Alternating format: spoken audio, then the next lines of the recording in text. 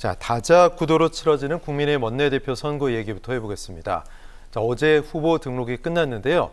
3명의 후보가 모습을 드러냈습니다.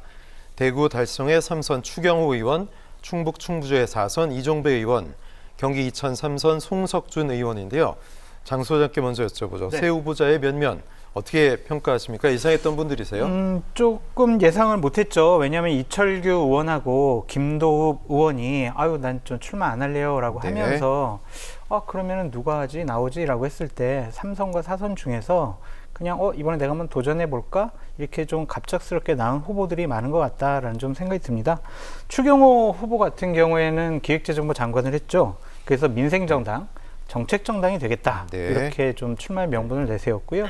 이종배 의원 같은 경우에는 충청권 출신이잖아요. 그러니까 다른 후보에게 없는 중도 확장성을 갖고 국민의 사랑을 받는 정당으로 국민의힘을 만들겠다라는 출마의 네. 명분이고요. 송석준 의원은 전 국토교통부 국장입니다.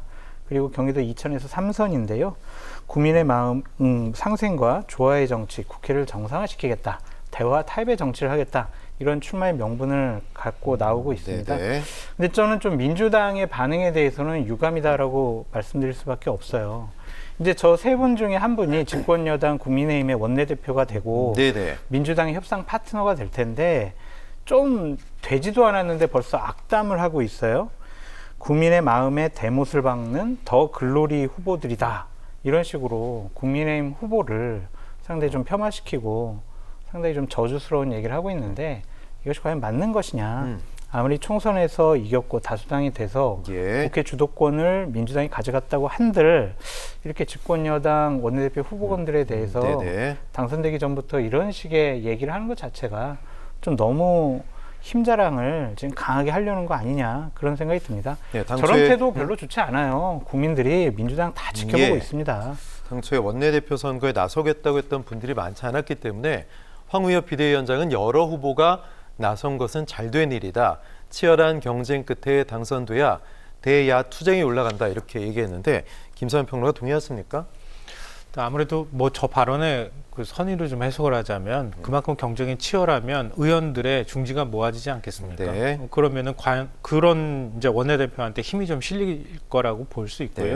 네. 야당하고 협상력은 자연스럽게 높아지는 그런 결과로 이어질 수 있지 않을까 그렇게 생각하는데요. 근데 3명의 원내대표 후보가 그만큼 치열하게 경선을 할까? 이 부분에 대해서는 조금 의문이에요. 왜냐하면 좀 그 김이 빠졌다 그래야 될까요? 좀 맥이 좀 빠졌다고 보는 게 맞을 것 같아요. 그러니까 이철규 의원이 출마하겠다고 했을 때만 해도 이철규 의원하고 상대할 만한 비윤계 후보가 나와서 그래서 경쟁을 좀 치열하게 벌이는 모습이 나타날 때 네. 그러면 국민들의 좀 민심을 좀 더 반영한다거나 아니면은 뭐 하다못해 이른바 윤석열 당이라고 하는 그런 딱지를 좀 벗어난다거나 뭐 당정 관계에 있어서 또 수직적인 당정 관계를 벗어날 수 있지 않을까 하는 기대감을 좀 가질 수 있었을 텐데 새 의원이 붙게 되면 뭔가 좀 글쎄요 뭐라고 표현해야 될까요? 그러니까 굳이 얘기하자면은 이 윤핵관이 빠진 자리에 찐윤 혹은 친윤 둘 중에 한 명밖에 남지 않은 거 아닌가 뭐 이렇게 또 해석을 하는 언론들도 있더라고요. 그러니까 추경호 의원이 아무래도 조금 더 찐윤에 가까운 것 같고요. 나머지 2명의 의원들도 역시 뭐 대선 캠프에 참여를 한 경력이 있기도 하고요. 네네. 그러니까 친윤 색깔을 갖고 있기 때문에 그러니까 굳이 구분하자면 비유는 없는 그런 원내대표 경선이 되는 것이다 이렇게 봐야 될 것 같습니다. 네.